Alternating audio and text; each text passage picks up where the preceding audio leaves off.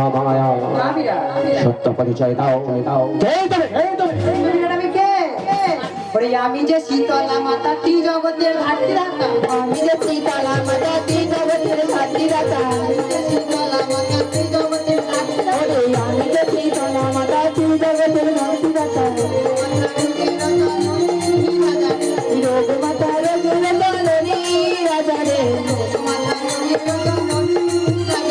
রোগ মাতা রোগ জননী রাজা রে